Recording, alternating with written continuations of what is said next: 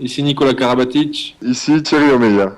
Ici Daniel Narcisse. Alors ici Jérôme Fernandez. Bienvenue sur la radio Talk and Sport. 9h45. Aujourd'hui ? Ouais. En relançant 28 fois Cédric Paty, en envoyant texto. Bordel. C'est un enculé.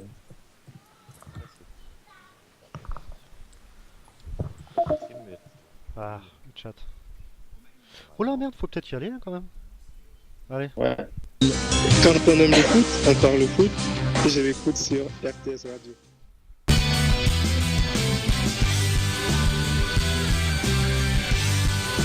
Ouais, c'est vrai qu'il y a un quart d'heure de jingle, donc j'ai le temps. Alors attends. Hop. Alors voilà, je prends tous mes papiers, c'est parti.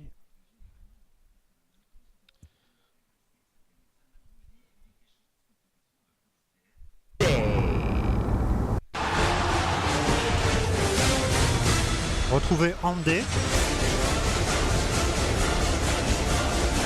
animé par Ludovic Gavard.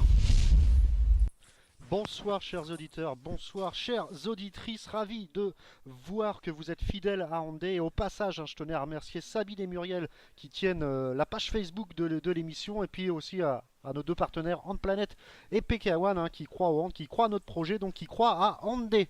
Au sommaire ce soir, la LNH, tandis que Dunkerque perd des précieux points face à Ivry, Montpellier, Paris et Chambéry ne lâchent rien. Justement, Chambéry s'impose à Nantes avec encore une grosse prestation de leur arrière-gauche bosniaque Edin Bazic. Il sera avec nous dans quelques instants. On recevra ensuite Franck Leclerc, le directeur de l'AJPH, l'association des joueurs professionnels de handball. On reviendra forcément sur les problèmes financiers de Toulouse, de Saintes. Mais avant, on va essayer de comprendre et de savoir quel est l'avantage aux joueurs de s'adhérer à cette association. On saura tous les aboutissements. Et puis Franck Leclerc sera là pour nous éclairer de tout ça. Vous l'avez plébiscité, eh bien, le revoilà pour le hand. Pour la Pro D2, Sébastien Mangin nous analysera tous les matchs de la 3e journée. Et puis, pour m'accompagner ce soir, on a encore le trio. Après Toulouse et avant Saint-Raphaël, Aix-en-Provence jouait contre le PSG handball, rien de plus. Et début de saison compliqué pour notre expert handball, Michael Iles, est avec nous ce soir. Bonsoir, Mika. Bonsoir à tous. Bon, compliqué, pas tant que ça. Pour l'instant, on a un point sur 4 possibles. Il va falloir en prendre quelques-uns assez vite. Ouais, et Saint-Raphaël qui se prépare, on aura l'occasion d'en reparler. Début de saison qui se ressemble un peu du côté de Tremblay après avoir chuté contre les champions de France en titre. Il se tape les Dauphins et ça s'est plutôt mal passé. Mais on en reparlera. Ben, un bonsoir.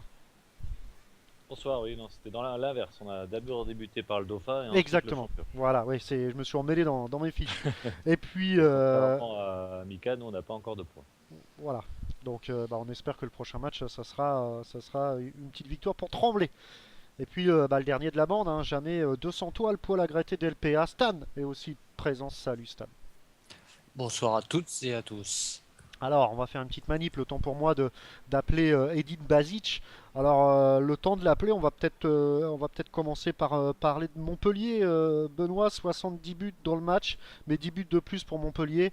Est-ce que vous avez l'impression que Montpellier, c'est encore plus costaud que l'année dernière? Non, ils sont fidèles un peu à eux-mêmes. C'est une grosse formation avec toujours ce besoin et cette envie de jouer sur grand espace. Donc, avec voilà, énormément de montées de balles, ça joue sans cesse. Et ils perdent très très peu de ballons. Donc, ils sont très efficaces dans ce domaine-là. Et donc, c'est vrai que physiquement, il faut être à 100%. Et là, en l'occurrence, on les a trop regardés, trop respectés en première mi-temps. Et le score était déjà fleuve à la mi-temps, ce qui nous a pas permis de réaliser le match qu'on espérait. Bon, alors 30 buts quand même, Benoît, au niveau attaque, c'est pas mal quand même. Oui, c'est pas mal. C'est vrai qu'on fait des progrès dans ce domaine. Il faut essayer de garder des choses positives de matchs comme celui-ci. Donc, on peut dire que de ce côté-là, Tremblay est en nette progression, vu les 20 buts qu'on avait mis le week-end dernier. Donc, c'est bien, puisqu'on était un peu en mal d'attaque pendant cette préparation. Donc, les choses sont en train de se mettre en place. C'est intéressant. Maintenant, il ne faut pas que voilà, se dire que c'est une bonne chose, puisque notre point fort, normalement, c'est la défense. Et là, on a un petit peu oublié les fondamentaux et ce combat qu'on aurait dû mener de la première à la 60e contre ces Montpelliérains. On est vraiment passé à côté et du coup, on prend énormément de buts, on n'aide pas nos gardiens, donc là, c'est bien difficile contre cette équipe. Et Benoît, Et toi, attends, j'aurais une petite question, excuse-moi, Ludo. Toi qui les as joués l'année dernière et tout ça, est-ce que cette année, tu les sens encore aussi forts que l'année dernière ou tu les sens un peu plus en danger par rapport au Paris Handball? Et là, ils sont encore pas au complet, donc c'est encore difficile de dire exactement leur potentiel, puisque à droite, il leur manque encore énormément de joueurs. Il y a, leur recrue Malmagro espagnol n'a pas joué, Vit Kacisnik n'a pas joué. Donc c'est deux joueurs qui ont aussi un rôle très important sur cette base arrière et même qui peut jouer Kacisnik qui peut jouer ailier. Sinon, voilà, à l'aile gauche, ils n'ont encore pas Michael Guigou, donc ils sont pas encore, ils sont loin d'être au complet encore. Mais malgré tout, on sent qu'ils sont déjà quand même physiquement prêts. Et c'est un peu toujours le même principe contre cette équipe-là, c'est que c'est un rouleau compresseur qui joue pendant 60 minutes et qui lâche rien et qui est très très discipliné, qui perd pas beaucoup de ballons, qui joue bien ensemble, qui arrive vraiment à jouer vraiment très très collectivement sur des choses assez simples, mais qui sont très bien faits et avec des joueurs d'une telle qualité, c'est sûr que ça fait souvent la différence. Donc pas spécialement une grosse différence par rapport à l'année dernière. Les nouveaux joueurs sont quand même déjà bien intégrés et assez performants, même si contre nous, par exemple, Mamelund a joué de manière assez discrète au niveau de son scoring, mais par contre, au niveau de la justesse pardon, et de ses choix, c'est quand même très intéressant. Donc, je pense qu'ils sont vraiment armés pour rivaliser encore avec toutes ces grosses équipes. allez, on appelle, hein, on appelle Edin Bazic avant qu'il décroche, parce qu'il va arriver directement en direct. À titre perso, Benoît, on s'attendait peut-être voir plus Rémi Salou briller contre son ancienne équipe et il a joué. N'est Ah. pas disponible pour le moment. Merci de laisser un message après le bip. Et ben on va pas, À la on va le rappeler, on va le rappeler. Voilà, c'est du direct, hein.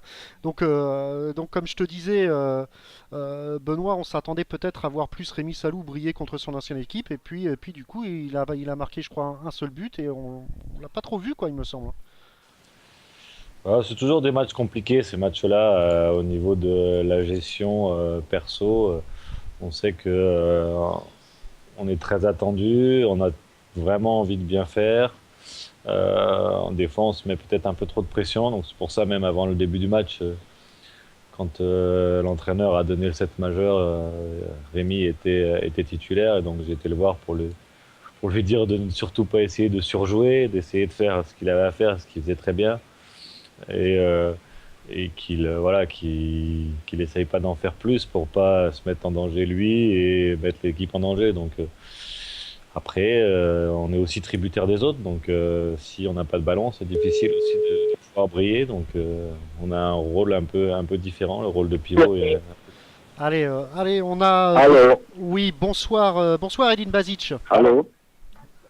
Oui, allô. Ah, bonsoir. Salut Edine. Oui, bonsoir. Bonsoir, merci Edin Bazic d'avoir accepté l'invitation, hein. Quelques petits soucis de micro. Est-ce que vous nous entendez bien? Oui, pas de problème. Merci à vous pour m'inviter. Alors, c'était quand même un bon test pour Chambéry de jouer Nantes, et ça s'est plutôt bien passé, Edine, hein. Oui, c'était pour nous c'était un match très important parce que on a perdu les derniers 2 ans, on a perdu à Nantes et c'est pour ça on savait que ça va être vraiment un match difficile pour nous.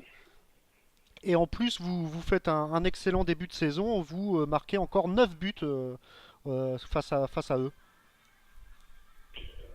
Ben oui, moi je suis très heureux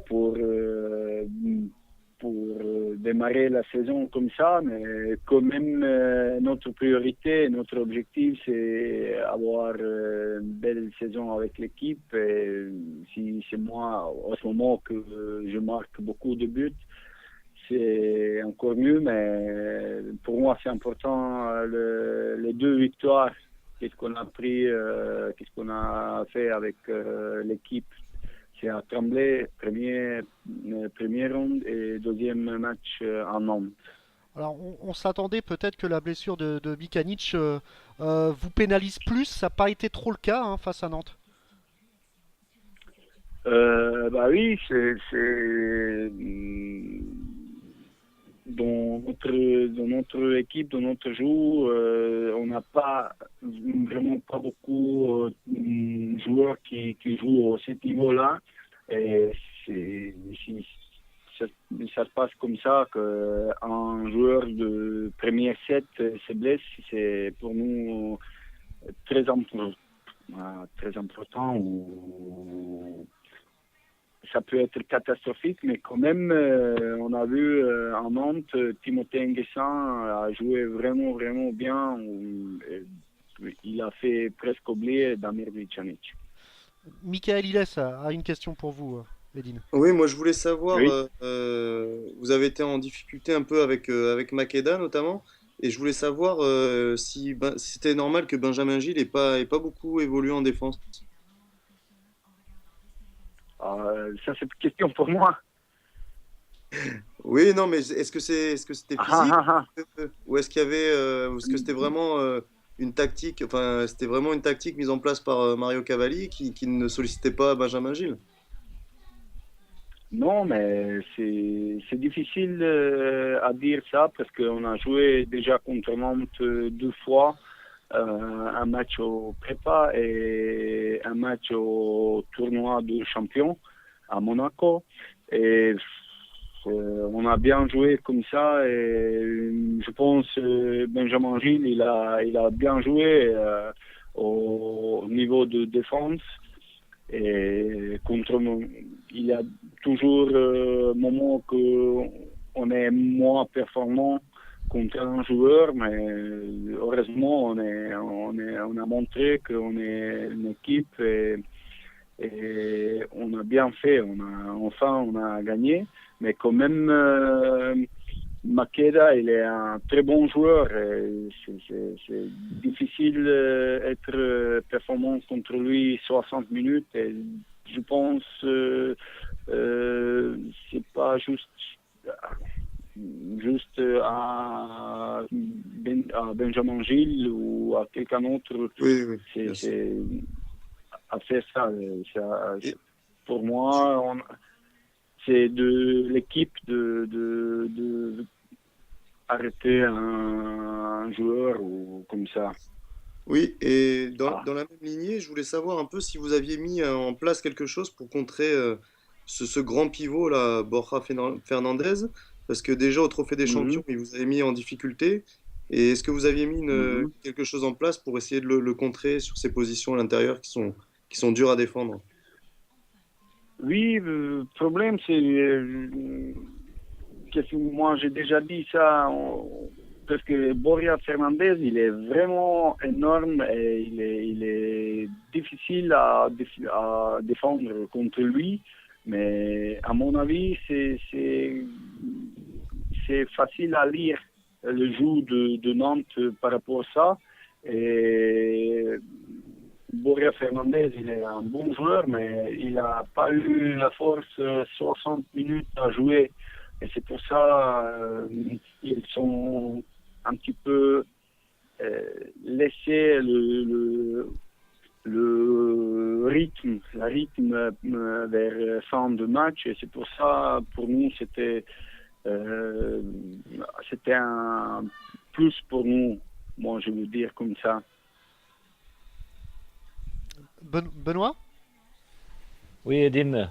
Je trouve Oui. là depuis déjà la saison dernière et son début de saison que tu es très très précieux dans le jeu et que tu as un vrai rôle de patron dans cette équipe. Est-ce que c'est un rôle que tu affectionnes, le fait d'être vraiment de placer les joueurs, de dire ce que tu veux faire et de prendre les responsabilités au tir? C'est vraiment un rôle que tu affectionnes ou c'est parce que la situation le permet? Euh, Bah oui, on a déjà beaucoup parlé de ça parce que euh, c'est tout.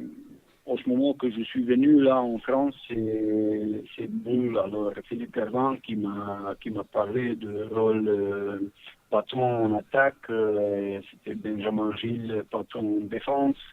Mais le problème, c'est ça arrive comme ça. Alors, on ne peut pas dire tu es patron et tout le monde. Il faut avoir quelque chose que tout le monde accepte. Alors, il faut travailler pour les autres. Et pour moi, c'est oui. Moi, je suis alors demi-centre. C'est déjà ça que c'est moi qui dis toutes les actions mais bien sûr maintenant pour le prendre de responsabilité c'était difficile pour les autres parce que on n'a pas Xavier Baraché qui a eu aussi énorme expérience. Il était un bon joueur et spécialement avec blessure de Damir Vicanic. On a à gauche, on a Timothée Nguessan qui a 20 ans et à droite Marco Panic qui s'est pas encore vraiment bien acclimatisé ou Il sait pas encore de quel bras il shoot aussi, non? excusez-moi. J'ai dit, il sait pas encore de quel bras il tire. Encore. Oui, il s'est pas encore adapté de notre jeu. Et c'est pour ça il faut au moment important, je prends un petit peu plus responsabilité comme d'habitude, mais heureusement c'est bien marché pour nous. Alors, Edine, Chambéry, quels sont exactement les objectifs de Chambéry? Parce que on sait que Montpellier reste Montpellier, Dunkerque a montré qu'il pouvait être présent, PSG Handball a construit une grosse équipe. Comment va s'en sortir Chambéry et quel est l'objectif pour vous? Alors objectif c'est toujours pareil. Alors, on veut assurer un place pour la Ligue de Champions à l'année prochaine. Et, mais pourquoi pas essayer à gagner une titre parce que on a vu au tournoi de Trophée des Champions que Dunkerque il a battu Montpellier. Et ça peut être vraiment intéressant ce championnat-là parce que il y a 5 équipes qui sont vraiment tellement fortes et ça peut battre chacun. C'est pour ça on est bien, on reste bien vigilant. On parle plus de titres où on parle pas je sais pas, mois avril, mois mai 2013. Alors c'est trop loin et on parle maintenant juste de match un mercredi contre Ivry et on va voir, on va tout donner chaque match et après on va voir si c'est bien ou pas. Très serré le championnat, hein. Mika? Ouais, moi, je vous souhaite de tout cœur de décrocher la Ligue des Champions. Mais si jamais c'était pas le cas, est-ce que ce serait pas un mal pour un bien de pouvoir jouer dans une autre Coupe d'Europe et pour pouvoir espérer la gagner peut-être? Non, alors je sais pas. Alors, Parce pour que moi, quand on voit les équipes qui ont gagné le HF les dernières années, c'est des équipes qui sont largement à la portée de Chambéry. Oui, mais je veux dire, ça va pas être fin du monde si on n'est pas en Ligue des Champions, mais notre objectif, c'est sûr, peut-être à gagner le championnat aussi. On va tout donner pour meilleur placement au championnat. Mais si ça va être enfin on est troisième ou quatrième, on va jouer, bien sûr, on va jouer Coupe EHF ou quelque chose comme ça, et on va tout donner aussi.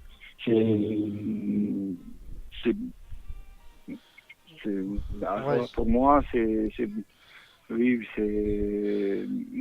pas de temps pour réfléchir aux coupes de coupe EHF ou comme ça. Alors, il faut réfléchir, il faut rester bien positif et on va tout donner pour avoir Ligue des Champions.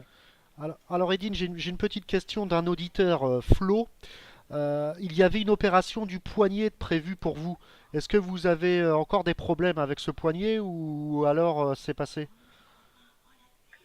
Non, ça va rester comme ça tout le temps. Alors maintenant que je parle avec vous, je fais le petit rééducation avec Powerball et tout. Alors il faut c'est vraiment bien entraîné, et parce que c'est un ligament qui est cassé et c'était trop petit.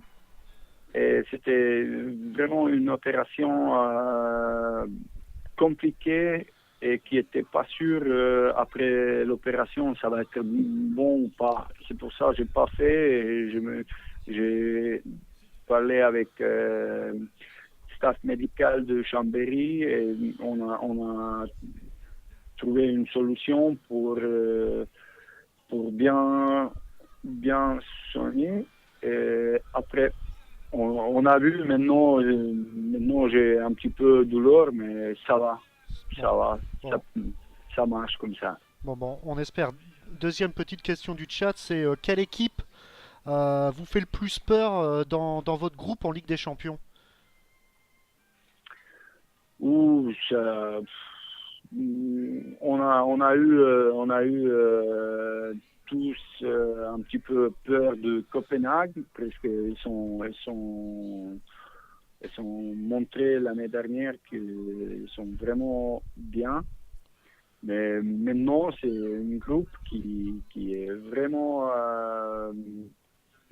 tout le monde est à égalité. Je pense, ok, un petit peu Kielce sont vraiment forts. Et après, avec Silkeborg, Velenje, Nîmes, Skopje aussi, une très belle équipe. Alors, il faut pas oublier Skopje aussi. Ça va être aussi une très très belle compétition. Il ne faudra pas perdre un match à domicile. Ce sera très important de ne pas perdre un match à domicile. C'est ça. Alors, ça c'est définitivement c'est ça. Et, il faut gagner presque tout. Alors, presque tout. Il faut tout gagner à domicile, et à l'extérieur, il faut gagner qu'est-ce que tu peux. Alors, il faut. Moi, je suis bien confiant. J'ai bien confiance pour ça, parce qu'on a montré maintenant on peut résister à les matchs difficiles à l'extérieur, qu'est-ce qu'on a montré en Nantes, parce que à l'année dernière c'était toujours comme ça, on a bien joué, mais à ce moment-là que petite période, petite phase avec 5 ou 10 minutes, on a presque perdu tous les matchs avec on a pris 3-4 contre-attaques ensuite. Ça, cette année, je pense, on va être plus efficace et plus dur à battre, je pense, à l'extérieur aussi. Alors, Edine, Philippe Gardan a quitté le club et est remplacé par Mario Cavalli. Quelle est la différence entre les deux styles d'entraînement? Je peux dire si vous regardez ce côté-là, c'est aucune différence. Et si vous regardez un petit peu l'autre côté, c'est vraiment une grande chose. Alors c'est grande chose. C'est pas grande chose parce qu'il a maintenant on travaille de petites choses, parce que l'équipe et le système est resté le même, juste on modifiait les petites choses et on parle beaucoup de comment on fait. C'est très important parce que on a aussi, comme je dis tout à l'heure, on a 2, 3 joueurs qui sont vraiment jeunes, qui sont forts et tout, mais ça manque de être rigoureux. Et c'est pour ça qu'on est obligé un petit peu, au ce moment-là, un petit peu plus parler. Mais je pense Mario fait ça très bien. Benoît? Et quel est le rôle exact de Guillaume Gilles? Est-ce qu'il il prend quelques séances d'entraînement ou il est juste là dans le conseil mais il prend pas part aux entraînements? C'est pas lui, il fait pas de séance. Non, oui, il est un joueur et je pense, et bien sûr, on est, ça c'est aussi un petit peu de nouveau, petite nouvelle chez nous, parce que Mario, il a donné un petit peu de responsabilité à Guillaume Gilles, à moi, à Bertrand Gilles, et on s'adapte comme ça. Mais au ce moment-là, Guillaume Gilles, il est un patron en défense, et bien sûr, demi-centre. Et ok, sur le papier, il est entraîneur adjoint, mais il fait conseil avec Mario à côté de l'entraînement ou avant l'entraînement, mais pendant l'entraînement, il est un joueur comme tous les autres. Alors, c'est Mario qui est chef partout, je veux dire. Alors Edine, prochain match contre Ivry, on a l'impression que ça sent peut-être le match piège, hein. Bah oui, c'est pour ça j'ai dit on va pas parler maintenant de une titre ou de fin de championnat parce que ça arrive Ivry qui a aussi bien démarré la saison. Ils ont gagné contre Créteil et match nul contre Dunkerque. Et c'est pour ça on va pas prendre facilement cette match. Alors, on a déjà commencé, c'est bien préparé pour cette match. Et on sait bien que l'équipe de Ivry, ils sont une belle équipe et ils savent comment ça marche cette joue avec petit ballon, hein. Alors, je veux dire, on va rester concentré et on va tout donner. J'espère bien, on va gagner. Spécialement au premier match chez nous, ça va être un petit test. Alors, Edine, encore deux petites questions et après on vous lâche. Alors, Stan? Oui, pas de problème. Stan, pas de Stan. Bon, il n'y a pas de Stan alors. Si, je suis là, j'avais pas branché le micro. La petite question de chat d'abord. Eh ben vas-y, oui. Où il y avait une question de chat ou tu voulais que je passe directement Non, à l'interview décalée? Alors la question, Edine, c'était Daniel Narcisse a annoncé un retour en France probable l'année prochaine et Alain Poncet a demandé un joker sur le sujet dans l'interview. Comment vous verrez la concurrence avec Daniel si il viendrait du côté de Chambé? Oh, pour moi, ça peut être vraiment une très belle nouvelle. J'espère bien qu'il est bien là parce qu'on aimerait bien avoir une très belle équipe qui est aussi forte comme les autres, comme Montpellier, comme Paris, et comme tout le monde. Alors, on n'a pas peur, là, spécialement moi, j'ai pas peur d'un bon joueur ou très bon joueur. C'est juste, on va être plus fort, je pense. Alors, je pense pas. C'est sûr, on va être plus fort. Peut-être je ne veux pas jouer 60 minutes, mais on va trouver le temps pour un petit Bosniaque aussi. C'est pas, je pense, c'est pas fin de monde pour moi s'il arrive là. Mais j'aimerais bien qu'il vienne parce que spécialement on a aussi 60 ou 70 matchs par saison. Alors on a vraiment beaucoup de matchs pour tout le monde. C'était bien. C'était bien. Ouais, ça serait pas mal pour Chambé. Mika?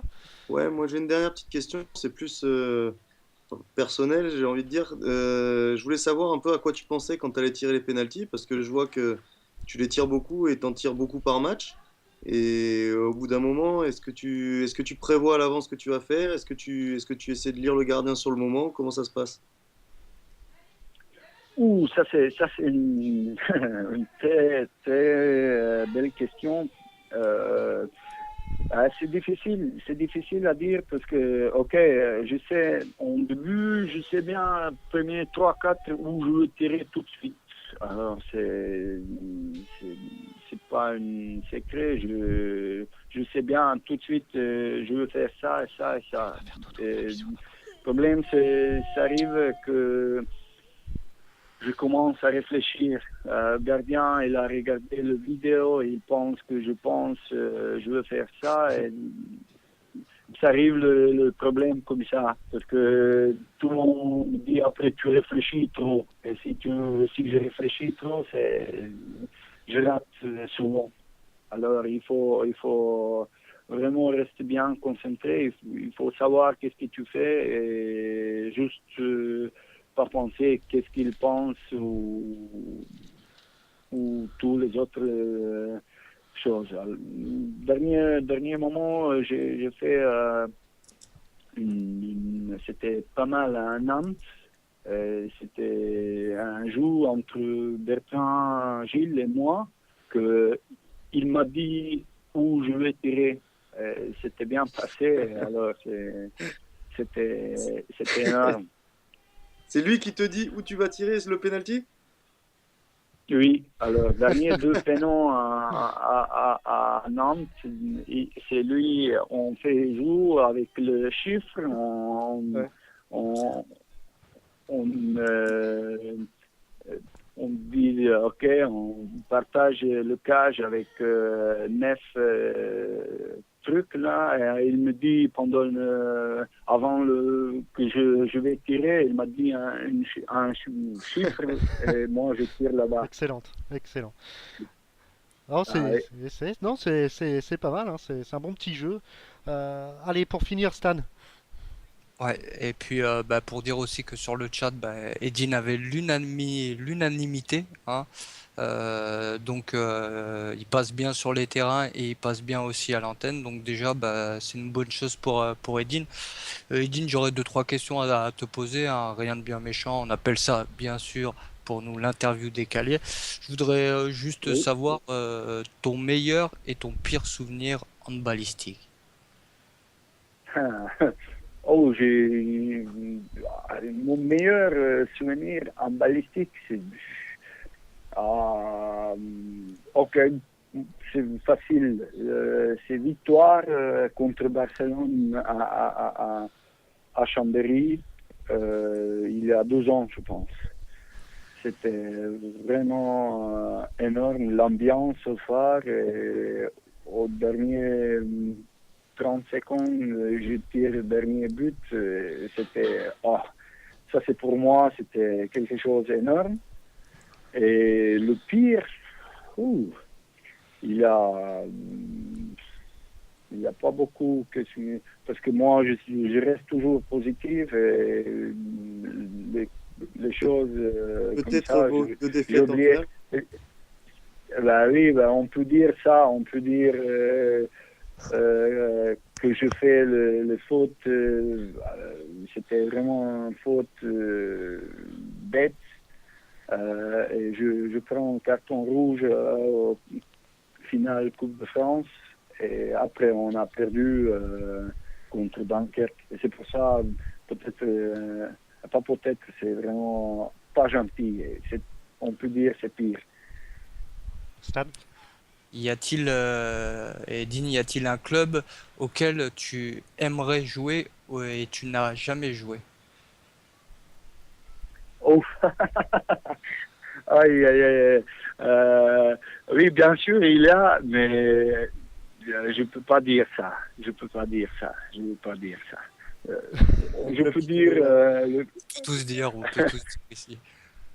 Est-ce que c'est un club français, Edine? Oui. C'est un club français? Bah oui, on peut dire il y a le club français où je peux imaginer que je joue, mais je suis vraiment très très content à Chambéry et c'est pour ça que j'ai prolongé les contrats et tout. Mais bien sûr, ça peut être toujours mieux et mieux. C'est pas un secret. Tu nous mets un peu, tu nous mets un peu sur la piste, Edine. J'ai vu que tu avais fait quelque temps en Suisse.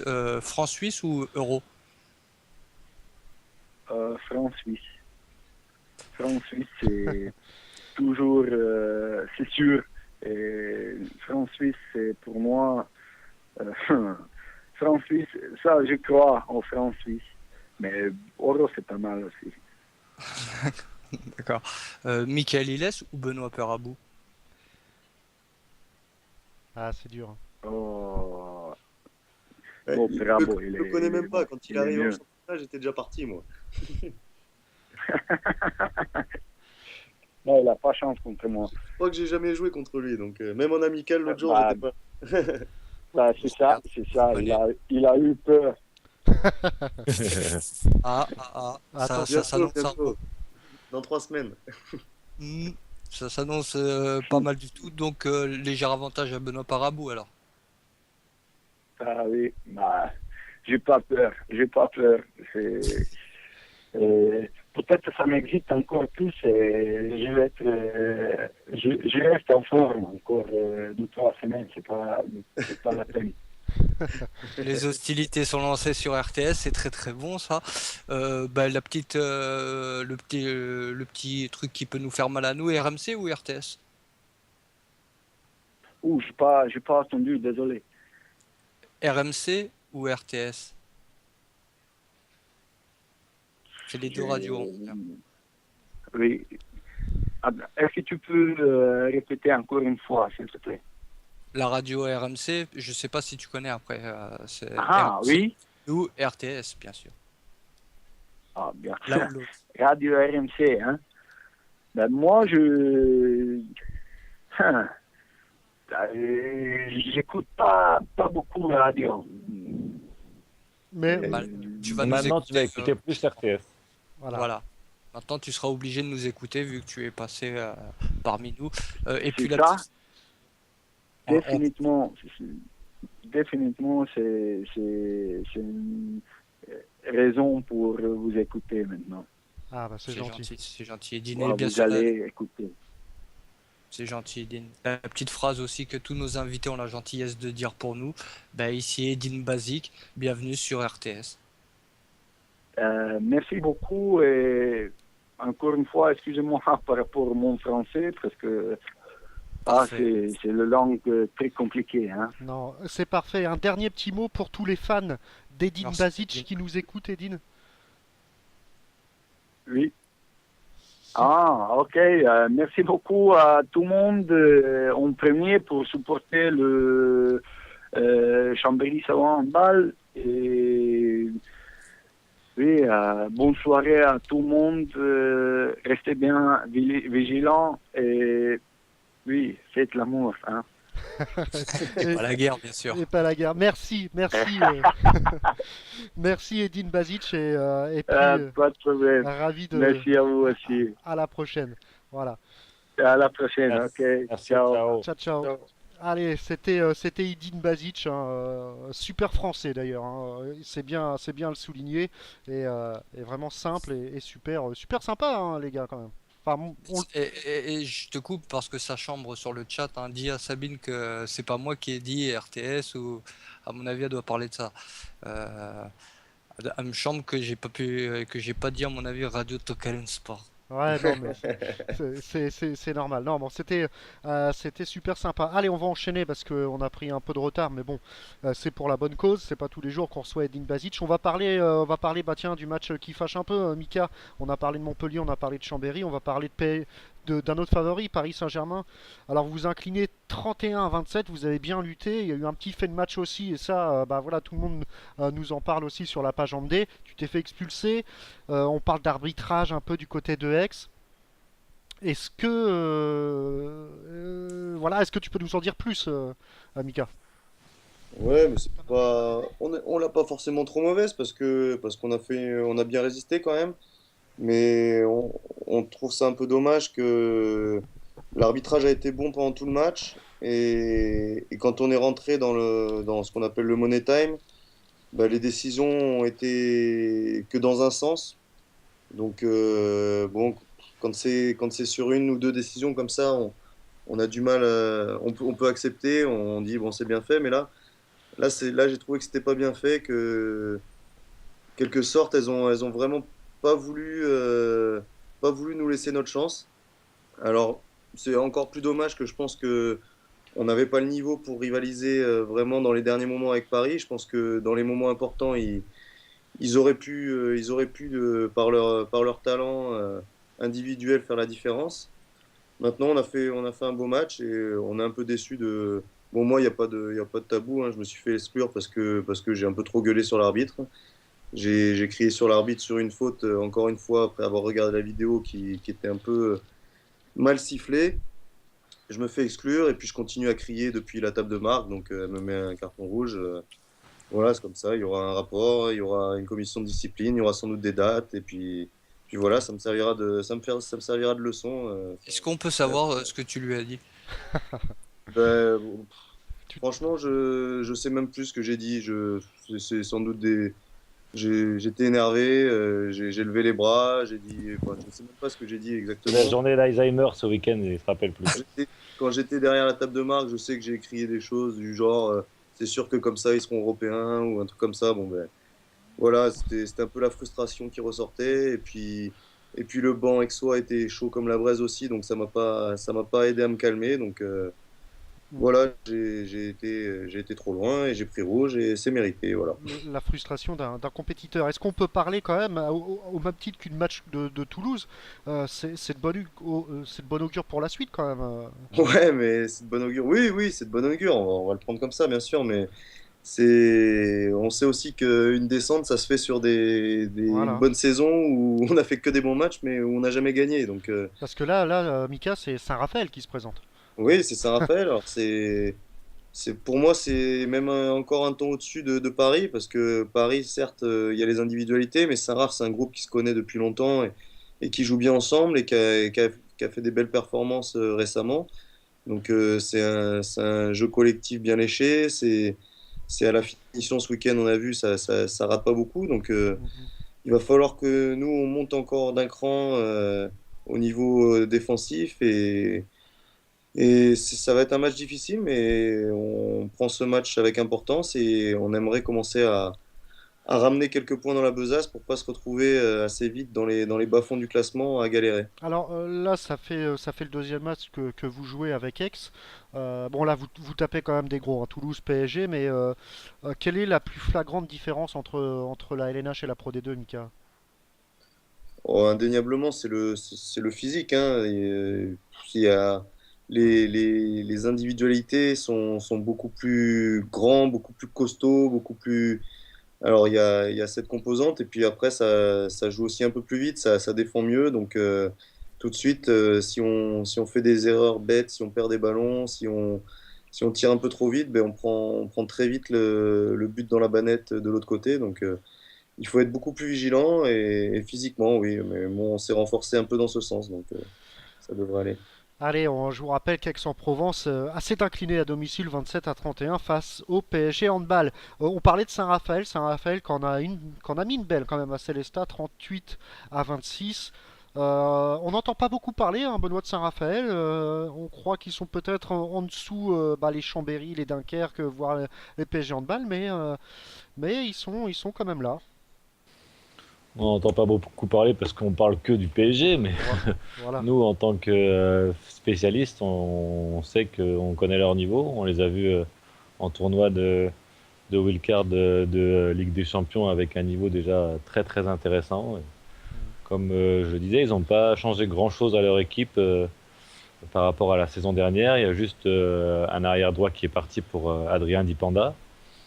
Et donc, le fait qu'ils jouent ensemble depuis déjà un an, voire plus pour certains, leur permettent d'avoir déjà pas mal d'avance sur certaines équipes. Et l'apport d'Adrien Dipanda, tant en défense qu'en attaque, est vraiment très très intéressant, même si là, sur ce match-là, il n'a pas été d'une efficacité à toute épreuve, mais c'est plus aussi dans toute l'organisation. C'est un joueur qui est assez précieux et qui va les aider certainement de manière très importante pendant cette saison. Alors, Raphaël Cocheteux était notre invité, hein. Vous pouvez retrouver son podcast de l'émission de la semaine dernière sur notre chaîne YouTube, hein, n'hésitez pas, Radio Talk and Sport.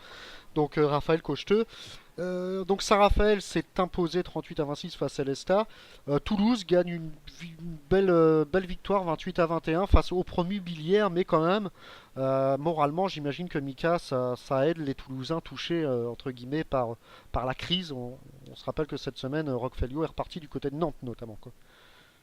Oui, mais c'est ce qui arrive aux clubs qui sont pas forcément très bien gérés et qui veulent faire un peu tout trop vite. Je sais que je me suis souvent posé la question à savoir comment Toulouse arrivait à recruter des joueurs comme Cavengele, Karaboué ou encore Fernandez, alors que tous les ans j'entendais qu'ils avaient des problèmes financiers. Alors ben, ça a été mal géré. Maintenant ils prennent le retour de Manivelle. J'ai cru comprendre que les joueurs étaient solidaires et que ça se passait bien en interne. Maintenant, la situation est en train de se régulariser. Ils vont connaître leur groupe final très prochainement. Et je pense qu'avec notamment le pivot Zviej, ça risque de rester une belle équipe de championnat. Ouais, les joueurs ont accepté, enfin la plupart des joueurs, il me semble qu'il y en a deux qui ont refusé d'abaisser leur salaire de 20%. Donc voilà, c'est à noter. Donc Toulouse-Billière 28-21, Nantes-Chambéry on en a parlé, Saint-Raph pareil, Montpellier pareil, Ivry-Dunkerque messieurs, et ça c'est petite surprise quand même Benoît, Dunkerque ne fait pas mieux que match nul et perd quand même des points précieux, même si c'est le début du championnat, face à Ivry, surprenante équipe d'Ivry. Ah ouais, non, mais même si c'est le début du championnat, comme on le disait, maintenant le niveau est tellement relevé si on veut prétendre aux places de Ligue des Champions, puisque Dunkerque est vraiment un prétendant pour essayer de se qualifier pour la Ligue des Champions. Ça fait quand même un point de perdu qui sera peut-être pas négligeable en fin de saison. Et cette équipe d'Ivry, qui sur la dynamique de sa fin de préparation, où j'ai eu l'occasion de les rencontrer, toujours aussi costaud défensivement, parce que là encore, ils ont pris que 22 buts, donc c'est vraiment très intéressant de prendre que 22 buts, surtout contre une équipe de Dunkerque qui a l'habitude de scorer quand même pas mal, et qui produit un jeu en attaque, pas avec des gros moyens, mais avec un jeu très intéressant, beaucoup de continuité dans le jeu, et c'est vrai que et ils sont quand même redoutables, surtout à la maison. Donc, petite surprise sur cette journée. Ouais. Je ne pensais pas que Ivry et Dunkerque repartiraient avec match nul. Alors, Mika, dans ce match-là, Dunkerque euh, a pris un peu le match à la légère ou alors Ivry a vraiment fait déjouer cette équipe? Non, je pense pas, parce que on dit surprise. Moi, je suis pas si surpris que ça, au vu de la prépa de Ivry, au vu de la fin de saison qu'ils avaient fait l'année dernière.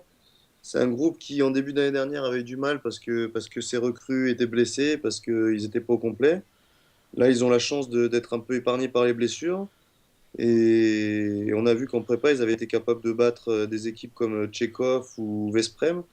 Donc, c'est quand même des références au niveau européen. Donc, je pense que Ivry a vraiment un rôle à jouer cette année dans ce championnat et qui plus est à la maison. Alors Dunkerque 22 et Ivry 22. Cesson-Créteil, messieurs. Cesson, c'est imposé à domicile 25 à 18. Créteil qui n'a toujours aucun point. Est-ce que ça va être une saison galère, Benoît, pour Créteil? Nous aussi, on n'a aucun point, alors c'est pas drôle. J'ai pas voulu dire comme Tremblay. Euh, je suis un peu inquiet, c'est vrai, je suis un peu inquiet pour Créteil. Honnêtement, le recrutement, ils ont perdu énormément de joueurs et ils ne les ont pas spécialement remplacés. En plus, un joueur comme Olivier Nyokas est blessé et ne peut pas les aider actuellement. Et sur la base arrière, ils sont vraiment en déficit. En plus, ils sont dépendants de Fabrice Gilbert qui, en ce début de saison, n'est pas des plus performants. En plus, il a encore pris un carton rouge ce week-end, je crois. J'avais lu ça. Donc, c'est sûr que ça peut vite devenir compliqué cette saison si s'ils font pas un minimum de résultats, même à domicile. Parce que là, vu leur effectif, il y a énormément de jeunes dans cette équipe. Et même les jeunes qui, l'année dernière, avaient un rendement très très intéressant comme Hugo Desca, depuis cette année, il est vraiment en difficulté. Et les peu de recrues qu'ils ont pu faire à l'intersaison ne sont pas encore des plus efficaces, à part le pivot qui a fait un très bon match lors de la première journée, mais là, il a été quand même en difficulté. Et à noter quand même que le gardien de Cesson a fait une partie complètement énorme, puisque 24 arrêts, je sais pas si j'ai vu ça, ça fait un moment que j'ai pas vu une telle stat. C'est quand même assez exceptionnel. Alors, Cesson Créteil 25 à 18. Mika, est-ce que tu veux dire un petit mot sur Créteil et Cesson, justement? Non, non, non, il a été complet sur Créteil. Juste ces sons qui montrent que après cette petite déconvenue à Paris, ben, ils ont vraiment un effectif de qualité cette année et qui vont sans doute gagner beaucoup de matchs et qui vont sans doute jouer un rôle. On verra peut-être pour jouer une place européenne si tout se passe bien pour eux. Alors, au classement, hein, trois équipes ont deux victoires, Montpellier, Paris, Chambéry. Après suivent Dunkerque, Ivry, Toulouse avec une victoire à match nul. Saint-Raph, Nantes, Cesson ont une victoire, une défaite. Aix-en-Provence, un match nul et une défaite. Et Créteil, Tremblay, Célestat, Billière n'ont pas encore ouvert leur compteur points. Ça ne serait tardé, on espère. Prochain match encore, on l'a dit, la troisième journée, Aix-en-Provence, Saint-Raphaël. Ça va être On espère, on espère. Toi, t'espères, moi pas trop, hein. ouais, exact, ça dépend de quel point de vue on se place. Et il y aura un certain PSG Montpellier, mes Voilà. amis. Ah, voilà, on reçoit tout de suite euh, Franck Leclerc. Bonsoir, Franck. Merci d'avoir accepté l'invite. Bonsoir. Alors, Merci. alors tout d'abord, Franck, question super simple. Est-ce que vous pouvez nous décrire un peu la JPH et dans quel but avoir créé cette association? Ben, la JPH, bon, comme son nom l'indique, c'est l'association des joueurs professionnels de handball. Ben, l'objet même en lui-même, c'est de représenter l'ensemble des joueurs professionnels, à savoir que dès lors qu'un joueur a un contrat professionnel, joueur ou joueuse, hein, j'insiste, ou est en situation de formation dans un centre de formation, donc il peut adhérer au syndicat afin de connaître au mieux, dans un premier temps, on va dire, ses droits et puis de temps en temps d'être défendu lorsqu'il y a un souci. Donc l'un de nos rôles aussi est quand même d'aider, on va dire, à l'évolution du handball professionnel. Alors, alors vous l'avez dit, un joueur de Pro D2 peut bénéficier, peut en faire partie de la sauce. Ouais, complètement. Un joueur de Pro D2, un joueur de national. Il n'y a pas forcément, on va dire, nous, on ne se limite pas au niveau des divisions, même s'il est clair que notre action et notre activité se passe énormément à l'ENH, notamment sur tout un tas d'éléments. Mais bon, il est clair, à un moment, on va en faire cas. Vous allez certainement parler des joueurs de Saintes. Les joueurs de Saintes sont en national et on s'en occupe aussi. Ben, ouais, on en reparlera tout à l'heure de Sainte. Alors justement, petite démarche, comment en faire partie de la sauce? Vous avez une plateforme, je crois, un site internet. Est-ce qu'il faut payer une cotisation? Ben voilà, comment en faire partie? Ouais, il y a une cotisation. Bon, elle est différenciée là en fonction des divisions et du statut. Donc, en gros, lorsque vous êtes joueur professionnel de LNH, l'adhésion est de 40 euros pour l'année. Lorsque vous êtes un joueur qui est en dehors de la LNH, ça vous coûte 30 euros. Si jamais vous êtes international, la cotisation est à 80 euros. Et si vous êtes un joueur ou une joueuse en formation, ça vous coûte 20 euros. Et à l'heure actuelle, est-ce que vous avez beaucoup de monde en tant que membre? Là, on va dire, en renouvellement de saison. Donc, en ce moment, c'est la course aux cotisations. Donc, c'est toujours cette même course, hein. Elle est un peu pénible. Elle m'incombe et elle est chiante. Mais en gros, si vous voulez, la saison dernière, c'était approximativement plus de 150 adhérents, dont 50 joueurs de première div. Donc, en gros, 104 joueurs de D1, quoi. Oui, oui, ouais, c'est déjà pas mal, quoi. Donc on a vu qu'il y a Cyril Dumoulin, il y a Pierre Montorier, il y a qui encore? Il y a Sébastien Mangin, qui font partie un peu de l'organigramme de la sauce. Tout à fait, oui, oui. Il y a Vincent Girard, Aurélie Rouquette, notre président, notre nouveau président, Émeric Paillasson, l'ancien président, Marc-Olivier Albertini, le vice-président, qui est Arnaud Siffer, et j'insiste, Aurélie Rouquette, on a une femme au comité directeur, et je pense que c'est important. Alors, j'imagine que vous avez pas mal de boulot, notamment avec deux faits qui se passent en ce moment. Un en LNH avec Toulouse qui a des gros soucis financiers. Euh, D'une part, est-ce que vous êtes intervenu un peu dans le retour de Roch Felion à Nantes? Ouais, enfin, dire que je suis intervenu, non, je ne suis pas intervenu. J'ai informé Roch sur ses droits, sur ses possibilités. Maintenant, dire que je suis intervenu, non, je dirais pas que je suis intervenu.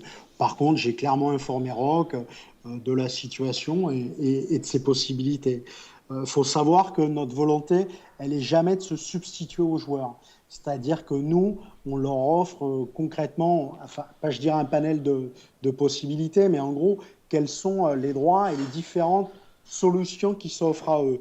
Et qu'à un moment, on accompagne le chemin qu'ils veulent prendre. D'accord. Voilà. Après, on ne se substitue pas.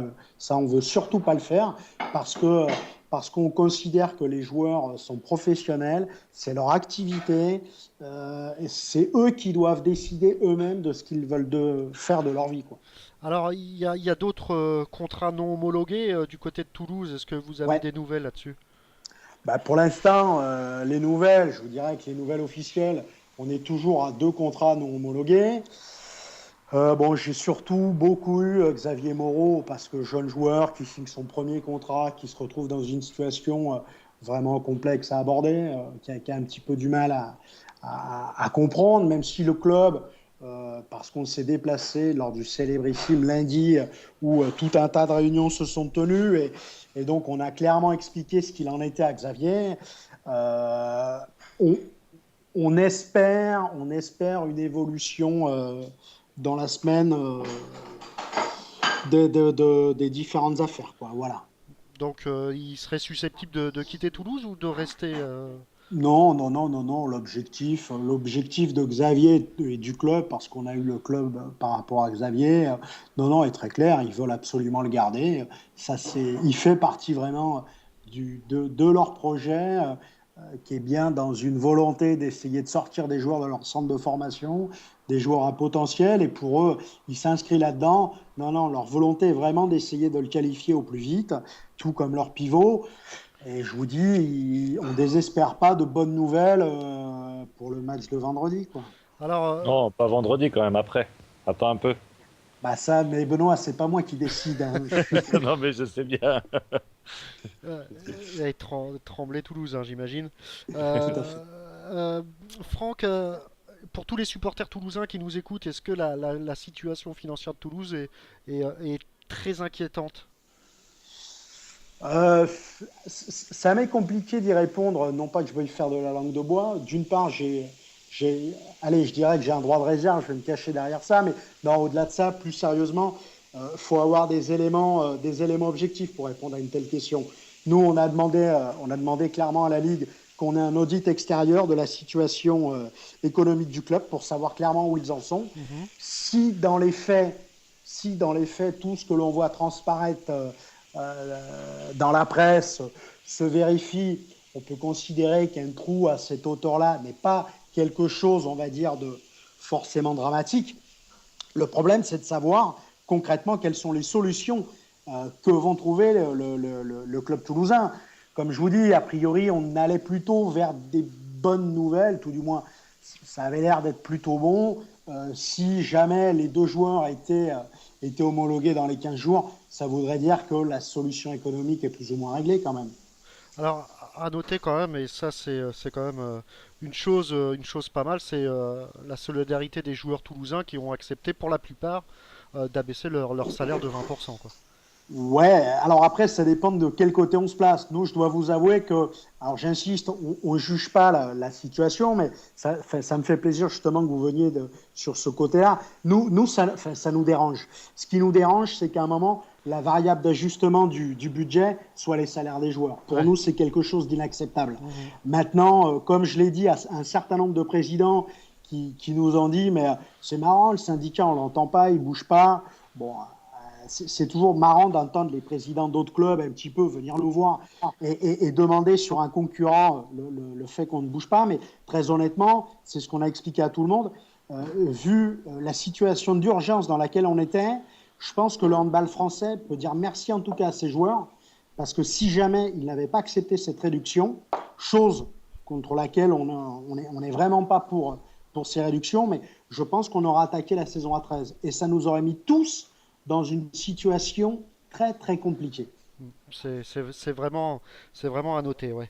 Alors, il y a Toulouse en LNH, et vous l'avez dit tout à l'heure, il y a un cas encore plus grave du côté de Saints qui sont relégués en national d'un point de vue entre guillemets financier. Et d'après Handplanet, les joueurs ne sont plus payés depuis un certain temps. Est-ce que vous pouvez nous en dire plus sur Saints qui est là, qui est vraiment un cas plus grave, quoi. Alors, on va dire qu'il y a eu une petite évolution, notamment au cours de la semaine dernière, puisque une avance de subvention sur la future année a été accordée par la mairie de Saintes, et donc a priori, alors je ne sais pas, la mairie ou une des collectivités, peu importe, et a priori, cet argent a servi en priorité justement à payer des retards de salaire, des retards de frais, notamment vis-à-vis des joueurs. Donc par rapport à ça, on serait dans une situation qui est plutôt, on va dire, positive du côté des joueurs, même s'il y a un énorme souci, puisque demain, normalement, le club passe devant la justice afin de savoir si il y a une liquidation ou s'il y a un redressement judiciaire. D'accord. Benoît ? Oui, Franck, on pose souvent la question aux joueurs de savoir est-ce que c'est une bonne chose ou une mauvaise chose l'arrivée des Qataris dans le championnat de France de handball. Alors, est-ce que pour la JPS, est-ce que c'est une bonne chose ou une mauvaise chose? Moi, je pense que c'est... Alors, je répondrai à titre perso, même si on se l'est posé avec l'ancien bureau, parce que depuis, donc, on a une nouvelle élection et donc on a un nouveau bureau. Mais quand j'entends même les joueurs de différents clubs, de clubs comme même Montpellier, je pense que l'arrivée des Qataris, à contrario, c'est vraiment une excellente chose, parce que, bon, au-delà de la notoriété, alors qu'elle met notamment sur le club du Paris Saint-Germain Handball, elle permet, je pense, à tout le monde de bénéficier justement de cette arrivée. Là où j'espère que l'ensemble des clubs puissent en profiter, c'est qu'à un moment, certains partenaires un peu importants, ou peut-être des mécènes, on ne sait pas, se disent, tiens, a priori, le handball, c'est un produit qui peut être bon marché et qui peut être intéressant, à l'image de ce qui s'est fait il y a quelques années dans le rugby. Il faut savoir qu'actuellement, certains partenaires dans le rugby mettent 5 millions d'euros juste pour un club de rugby. Donc, si quelqu'un demain investit 5 millions d'euros dans un club de handball, très concrètement, il joue pour les 3 premières places, quoi. Franck, est-ce que vous sentez quand même depuis l'effet des experts au JO, plus cumulé à l'arrivée des Qataris handball, est-ce que vous sentez quand même que le hand est un tournant de sa courte vie, quoi? Ouais, bah oui, je pense que je fais le même constat que tout le monde. C'est-à-dire que, alors, on a en plus quelque chose que je n'explique pas, mais alors, au-delà de l'arrivée des Qataris, mais des experts, peut-être que ça aide, l'ensemble des budgets des clubs français augmente. Donc, je rappelle quand même qu'on est dans une situation de crise et on est l'un des rares secteurs à avoir des budgets qui continuent d'augmenter. Donc, ça, c'est quand même quelque chose de très positif. C'est un élément objectif. Mais c'est vrai qu'on se rend compte que l'exposition est meilleure. On le voit à travers les quotidiens, on le voit à travers donc notre opérateur télévisuel qui d'un seul coup nous a passé 2 matchs. Si je ne m'abuse, je sais, ce week-end on a peut-être 3 matchs d'ailleurs. Exact. C'est ça. Pardon ? C'est ça, exactement. Ouais, donc ça prouve bien que il y a, comment dire, oui, il y a une réelle évolution. Et je trouve que honnêtement, c'est mérité par rapport au travail qui est mis en place par les clubs, même si de temps en temps, c'est sûr que c'est difficile de suivre cette évolution galopante, parce que là, franchement, depuis juillet, elle est galopante et les clubs. Je trouve que les clubs font quand même du bon boulot, même si de temps en temps, on peut toujours critiquer certaines choses, parce qu'il est toujours facile de comparer au football, de comparer au rugby, mais ce sont des sports qui sont dans le professionnalisme depuis plus longtemps. Bon, les clubs sont en train de se développer. C'est vrai que le besoin nécessaire, je vais me faire que, on va dire, l'écho de ce qui est dit par tout le monde, c'est les salles, quoi. Le jour où on va avoir des salles, il va falloir que les clubs se battent pour les remplir. Et je pense qu'à partir de là, il va y avoir vraiment une montée en puissance. Ouais. Pour ça, il faut de l'argent, quoi.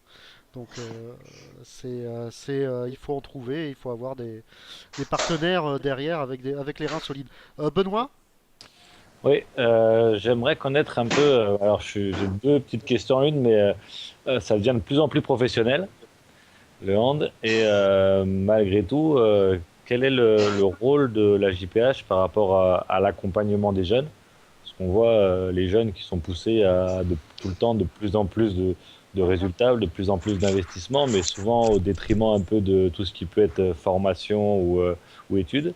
Donc ça, c'est le premier point. Et en continuité, ceux qui sont en fin de carrière, qui sont en fin de vie, et quel est le rôle de la JPH pour ces 2 cas très particuliers? Alors, c'est vrai que nous, c'est quelque chose très concrètement qui nous soucie, parce que qui dit évolution du professionnalisme, alors c'est vrai qu'actuellement on voit, je vous ai parlé d'évolution et d'augmentation des budgets, il y a aussi une augmentation donc des salaires. Maintenant, les salaires, ne nous trompons pas, on n'a pas encore fait le calcul pour cette année du salaire moyen, mais faut savoir que l'année dernière il était aux alentours de 4 500 €, donc bon, même si c'est un salaire qui est bien plus intéressant que le salaire moyen français, je rappelle qu'une carrière, et sur des calculs qu'on a fait, nous, un joueur évoluant en LNH dure approximativement, il y a un passage d'à peu près 2 ans et demi en LNH, quoi. Donc, vous voyez, à 4 500 €, c'est quand même pas non plus la panacée. Donc, par rapport à ta question, Benoît, cette année, normalement, on devrait mettre en place des visites de l'ensemble des centres de formation des clubs, afin de sensibiliser clairement et concrètement les jeunes joueurs sur le monde professionnel et ce que c'est, et donc la nécessité justement de ne pas abandonner le double projet, donc ces études, afin clairement d'avoir une porte de sortie, soit en cours de carrière, parce que j'insiste, l'arrêt de carrière, il est rarement décidé, et quand on est jeune, des fois, il survient pour diverses raisons. Problème de club, on en a parlé, mais il peut y avoir la blessure. J'insiste souvent, et je le dis aux joueurs, c'est que eux, par rapport à n'importe quelle autre activité, ils utilisent leur corps, et qu'à un moment, des fois, un accident, aussi anodin soit-il, peut d'un seul coup faire qu'on ne peut plus travailler. Donc, ça, c'est, on va dire, la réponse au premier point. Concernant le deuxième, on est, entre parenthèses, un peu plus efficace. Alors, c'est-à-dire on n'a pas encore un espèce de grand programme à proposer aux joueurs. Mais on est en train de travailler, alors ça servira à l'ensemble des joueurs, hein, sur une multiplication d'accords avec un certain nombre d'écoles, d'universités, sur des formations notamment mises en place en e-learning pour permettre aux joueurs pendant leur activité de continuer à se former. Et l'une des autres possibilités, c'est d'essayer systématiquement de répondre au cas par cas des demandes. Donc on l'a fait, on a permis à Fabien Ruy-Berger de rentrer là cette année en formation au CDES de Limoges. Enfin, on a permis surtout de pouvoir lui faire financer sa formation. C'est lui qui a passé les tests et qui est rentré. On a réussi à faire financer la formation d'autres joueurs. Un de vos meilleurs exemples serait peut-être Sylvain Ventre. Oui, Sylvain Ventre, tout à fait. Sylvain Ventre, exactement.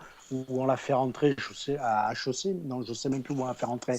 Bon, peu importe, mais je veux dire, l'objectif, il est à un moment d'essayer d'aider les athlètes à réaliser notamment ce projet qui nous tient à cœur parce que, bon, déjà, on considère que le hand n'est vraiment qu'un passage de leur vie.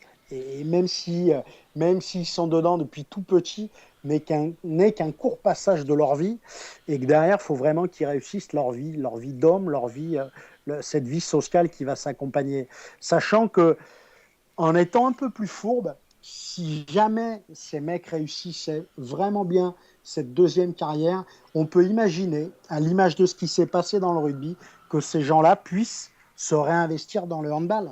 Et ça peut être le côté gagnant du handball. Et c'est pour ça qu'on aimerait de temps en temps que les clubs puissent comprendre cette démarche. C'est-à-dire que si demain, vous avez un athlète qui réussit dans une grande entreprise, qui commence à se retrouver à une place et un poste stratégique, eh bien, qui nous dit que peut-être il essaiera de réinvestir via un partenariat, via autre chose, dans un club ou dans la ligue ou peu importe où. Mais si à un moment, il y a ce retour, je pense que ça en vaut la chandelle, quoi. Alors il y a aussi Michael Illes qui est avec nous et il avait peut-être quelques petites questions à poser. Non, moi, en fait, il y a répondu. Moi, c'était plus sur la reconversion après carrière. Maintenant, sur le chat, on a une question. On lui demandait quelle chemise il portait ce soir. Ouais, bon, c'est vrai que j'ai un souci avec les chemises. Enfin, tout du moins, l'ensemble des joueurs pensent que j'ai un souci avec des chemises.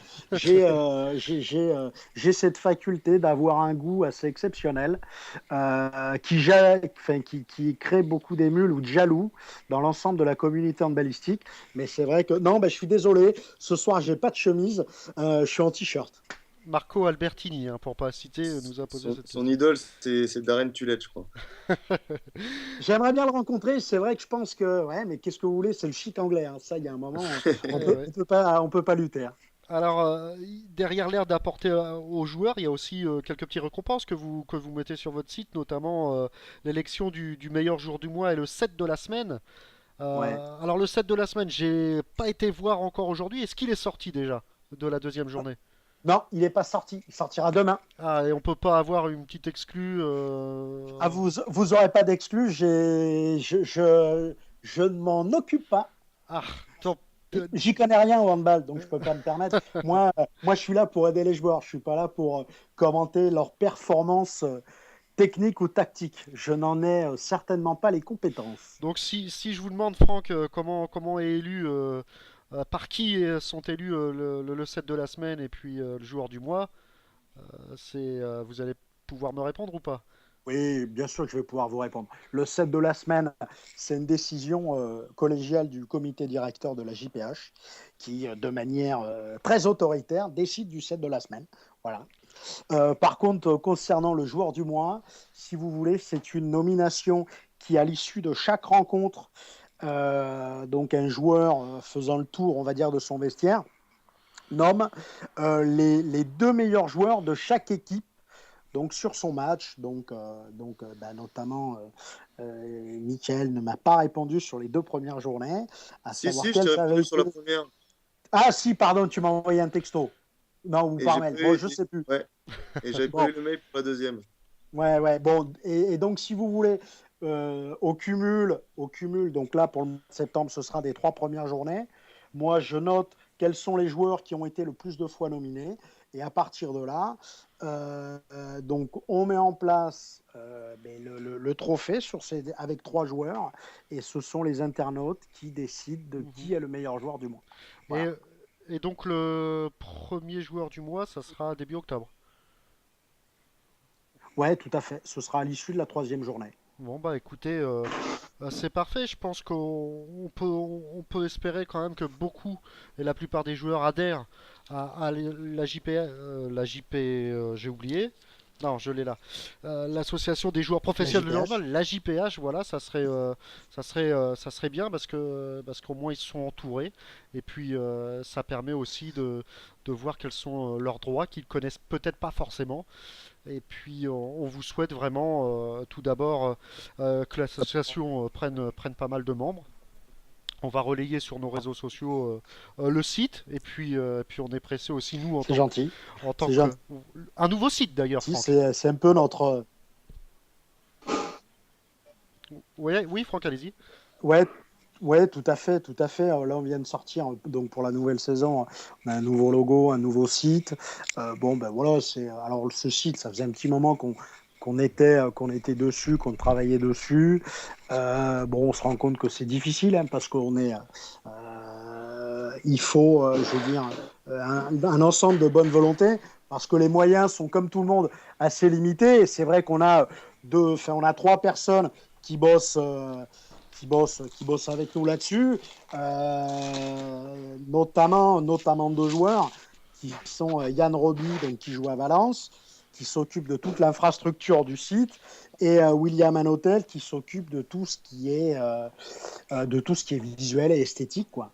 Et c'est vrai que sans ces 2 joueurs-là, bon, on fera appel à d'autres personnes, mais c'est aussi un petit peu notre manière de faire et de voir, quoi. Nous, ce qu'on veut, c'est utiliser le savoir-faire des joueurs. Et ça leur permet, donc on se doute bien que William, à moyen terme, c'est quelque chose dans lequel il voudra partir. Tout ce qui est lié à du visuel, bon, donc nous on en profite, on le fait travailler, quoi. Eh ben écoutez, c'est parfait, Franck. On vous remercie d'avoir été avec nous et puis on vous souhaite plein de bonnes choses pour la suite. Merci beaucoup, merci de m'avoir appelé. Et comme je l'ai déjà indiqué à Benoît, si vous avez des questions, quoi que ce soit, on fera tout pour être disponible. Merci beaucoup et puis on espère à la prochaine, Franck. Au plaisir, merci beaucoup. Merci, ciao Franck. Merci. Bye. Allez, on va passer un petit jingle histoire de stabiliser un peu le réseau qui a tendance un peu à bugger. On se retrouve tout de suite après avec Sébastien Mangin pour nous parler de la Pro D2 et la 3e journée. À moins que le son soit rétabli, messieurs, est-ce que vous entendez tous bien? Oui. Écoute, ça va mieux. Ça va un peu mieux pour voilà. moi. Alors, est-ce que Sébastien Mangin est avec nous? Oui, je suis là. Bonsoir Sébastien, comment allez-vous? Ça va, impeccable, merci. Alors, on va commencer forcément par Chartres qui s'est imposé assez difficilement au vu du score 25-24 face à ce mur. Et il me semble que Chartres est lancé après un petit match difficile en début de saison. Oui, lancé oui, de par les résultats, mais au niveau du jeu, on a encore quelques lacunes. Bon, ceci dit, tout le monde a annoncé qu'on allait battre facilement ce mur, mais nous, on n'en était pas forcément persuadés, non pas par manque de confiance en nous, mais parce qu'on savait qu'ils allaient venir pour essayer de prendre des points au vu des 2 premières journées sur lesquelles ils avaient pris 0 points. Et en fait, c'est le cas, hein, ils sont venus remonter à bloc. On a mené tout le match. En deuxième mi-temps, on s'est même retrouvé avec 4 buts d'avance. On n'a pas su tuer le match à ce moment-là. Donc on s'est rendu les choses difficiles et une fin de match très très compliquée où on s'est retrouvé à 4 contre 6. On arrive quand même à marquer par l'intermédiaire de Robin Molinier qui marque finalement le but de la victoire, le 25e but.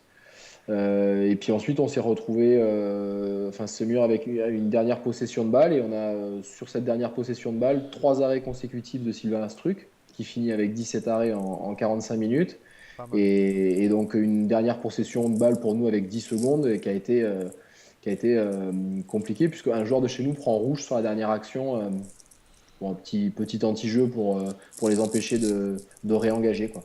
Alors, le prochain match de Chartres, ça va être un déplacement assez costaud du côté de Mulhouse, hein. Ouais, effectivement, bah là, ça va envoyer, hein. Mulhouse, premier co-leader avec Angers, Massy et Nîmes.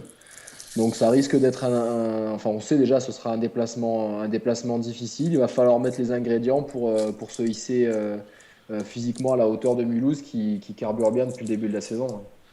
Alors, il y a, comme tu l'as dit, les co-leaders, hein, notamment cette équipe de Massy, on le répète à chaque journée, mais là, ils viennent de faire une bonne performance aussi, 33-26 face à Istres. Ils continuent quand même à nous étonner. Ouais, non, c'est sûr, ils font une grosse performance, ils confirment leur début de saison en faisant chuter un ancien pensionnaire de LNH. Bon, après, je sais pas, pour vous dire, avec le travail qui est effectué en ce moment sur Istres, je sais pas si la performance vient du côté de Massy ou si c'est Istres qui est un petit peu en déconfiture. Bon, ceci dit, pour avoir joué contre Massy, je pense qu'il y a un petit peu des deux. Il s'articule bien autour d'une bonne défense et autour d'un Mathieu Kreis qui retrouve vraiment une seconde jeunesse dans l'Essonne. Il a encore basculé, je crois, avec 20 arrêts. Donc il s'impose assez largement. Ils ont mené quand même tout le match. Ils se traffaient l'accordéon en revenant parfois, notamment avec 2 buts d'écart en seconde période. Mais bon, ils n'ont jamais été vraiment en mesure de l'emporter, quoi. Donc, très honnêtement, c'est un début de saison compliqué pour les sudistes. Là maintenant ils se déplacent la semaine prochaine à Semur et donc faut absolument qu'ils l'emportent, quoi. Ils reçoivent Semur et donc ils doivent absolument l'emporter parce que sinon avec quelques résultats défavorables en leur faveur ils peuvent se retrouver relégables à la fin de la 4e journée. Ouais, effectivement, hein, Semur qui aura aussi à cœur d'essayer de grappiller quelques points, hein. Donc Istres Semur, un match à ne pas manquer. Benoît. Ça va être compliqué, ouais. Ça va être compliqué. Ouais, Seb, est-ce que l'année dernière, on avait Bière qui était la surprise du championnat parce que tous les débriefings qu'on faisait après chaque journée, on disait ah, encore une surprise, on pensait pas qu'ils allaient tenir, on se disait sur la longueur, il y aura peut-être des difficultés et pourtant ils sont allés jusqu'au bout. Est-ce que selon toi, Massy pourrait être en mesure de faire un parcours équivalent à l'équipe de Bière? Disons qu'en tous les cas, ils ont l'assise défensive qui leur permet de voyager à l'extérieur. Ils ont à domicile une espèce de volonté qui les porte, je pense, hein, comme j'avais dit la semaine dernière, du fait qu'ils ne pensaient pas être là et donc du coup ils sont un petit peu portés par ça au niveau offensif. Après, contre nous, ça s'est joué à peu de choses et ils ont été empruntés physiquement sur la fin de match. Ils avaient un petit peu moins de rotation que nous. Bon, ils ont mieux joué les actions quand même, ce qui fait qu'ils ont gagné. Mais après, effectivement, sur la longueur, je ne sais pas s'ils vont pouvoir tenir le coup. Bon, ceci dit, en Pro D2, vu qu'il n'y a pas de Coupe d'Europe et qu'il n'y a pas non plus de Coupe de la Ligue, il y a quand même beaucoup moins de matchs. S'ils récupèrent comme il faut dans la semaine, moi je pense, très honnêtement, je les vois capables de reproduire le même type de parcours que Billard l'année dernière, effectivement. Alors Massy qui se déplacera du côté de Valence, hein, pour la prochaine journée. Donc c'est pareil, match qui va être difficile aussi du côté de Massy. Il y avait un choc dans cette 3e journée, Sébastien, entre guillemets, c'était un choc de l'année dernière, mais est-ce que c'est un choc de cette année? Mulhouse-Dijon, victoire de Mulhouse 27-22, et Dijon emprunté depuis le début, hein, quand même, hein. Effectivement, c'est un choc déjà de la saison dernière. Mulhouse qui est donc avec cette victoire 27-22, toujours co-leader. Ils ont mené tout le match devant une équipe dijonnaise décidément moins à l'aise hors de ses bases. Notamment la faute à une grosse défense et un portier mulhousien qui a livré une partie de haut niveau. Un Mehdi Guiri aussi en chaleur avec 8 buts en attaque.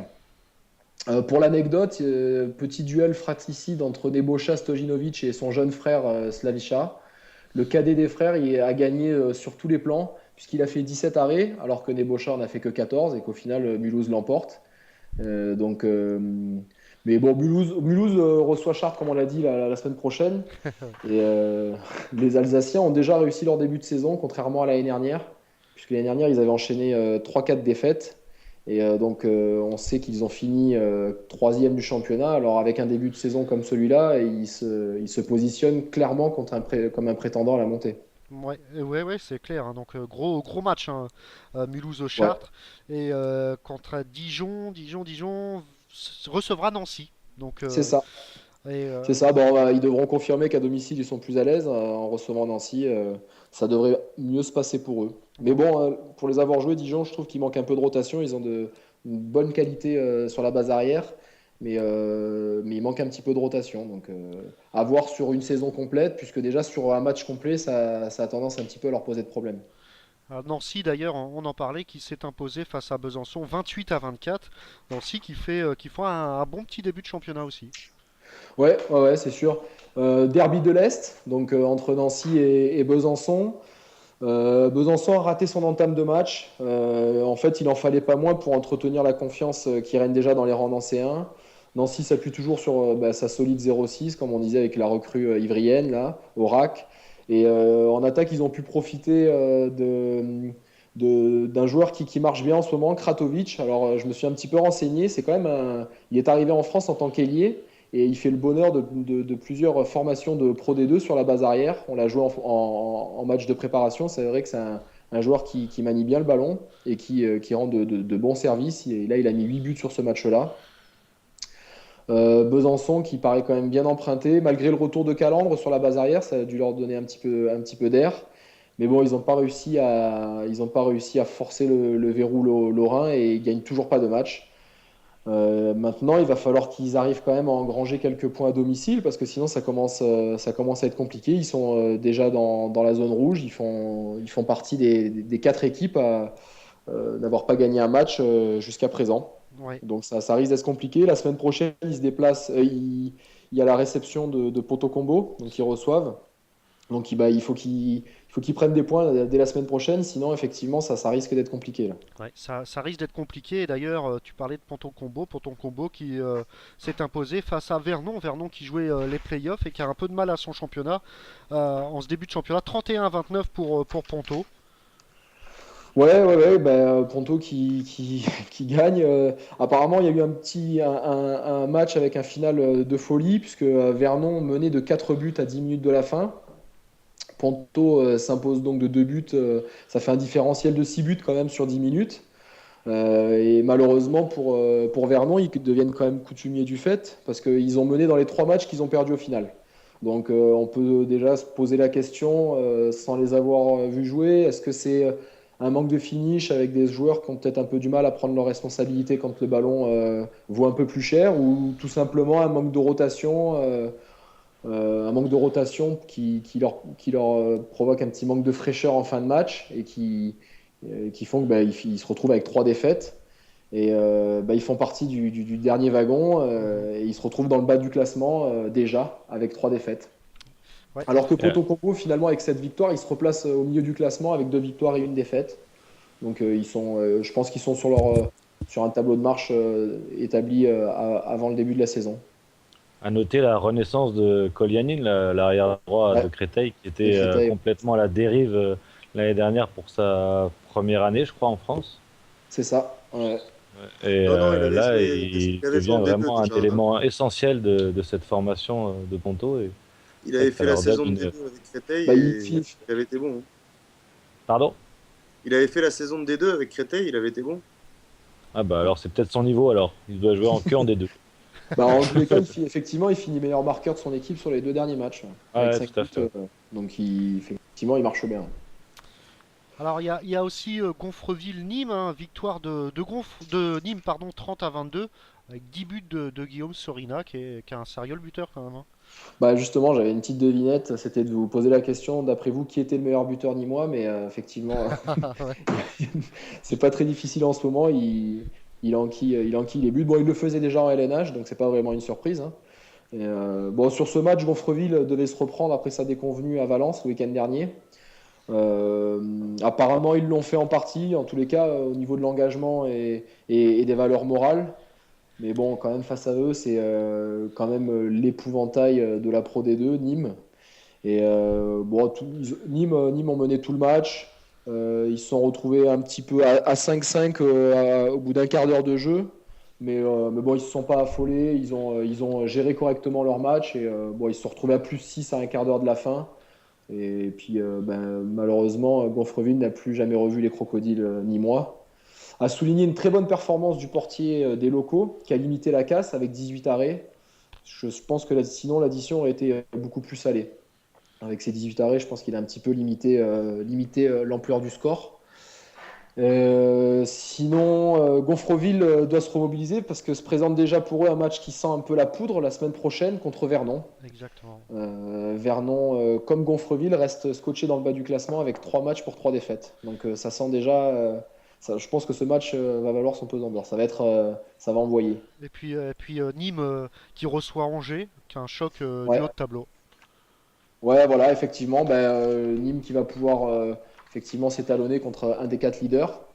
Angers, leader, on peut enchaîner sur le match de Angers d'ailleurs. Ils ont gagné de plus 10 contre Valence, 31-21, Exact. avec 8 buts de Bakekolo qui, lui aussi, l'année dernière, ne jouait pas trop avec l'émergence de Hugo Desca à l'aile gauche de Créteil et qui, du coup, retrouve du temps de jeu et de l'efficacité sur le poste d'ailier gauche à Angers.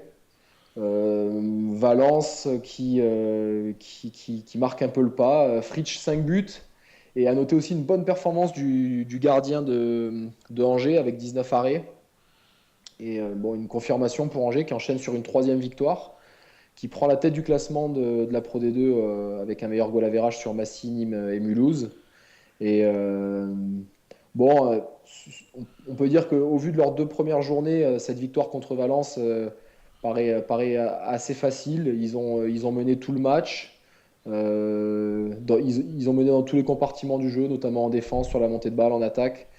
Komenovic qui fait 19 arrêts, il est quand même à 50% d'arrêt. C'est, Énorme. je pense, très, très compliqué pour une équipe de gagner quand le gardien en face est à 50% d'arrêt, quoi.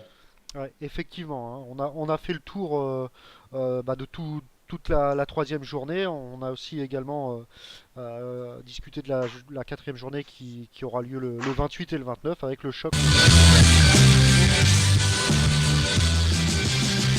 Ah, un petit souci technique, hein. Désolé, Petite messieurs. musique.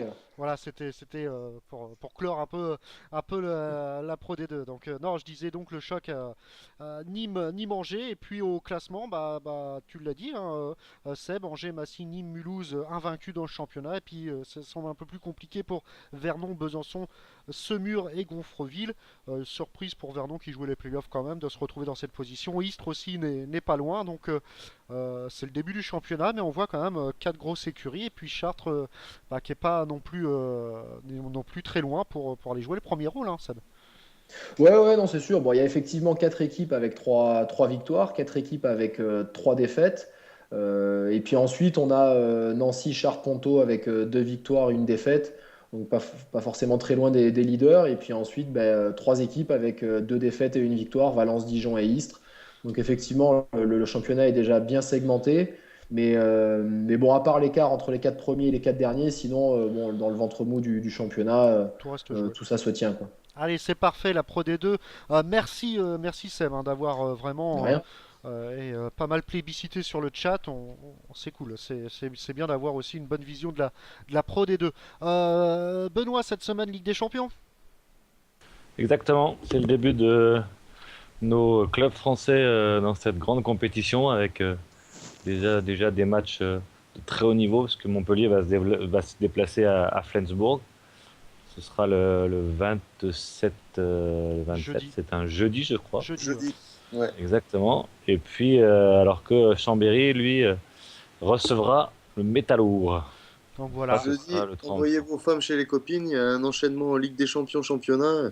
On est devant la télé pendant 4 heures, hein. Eh bon, on sait quoi faire, hein. Et puis aussi, n'oubliez pas, hein, toute la radio RTS, hein, Radio Talk and Sport, concourt pour le meilleur site dans la catégorie sport. Donc n'hésitez pas à voter. Vous retrouvez les liens sur nos pages Facebook, sur Twitter. Et même là, vous descendez juste en dessous du chat. Et là, votez pour RTS Radio et vous cliquez. Et ça prend 30 secondes. Vous pouvez cliquer tous les jours. Donc ça, ça serait sympa pour RTS et pour Andé aussi, hein. Forcément tout sera mis en lumière et puis on se donne rendez-vous la semaine prochaine pour des bons petits matchs, hein, notamment Dunkerque-Nantes, Tremblay-Toulouse, Aix-en-Provence-Saint-Raphaël.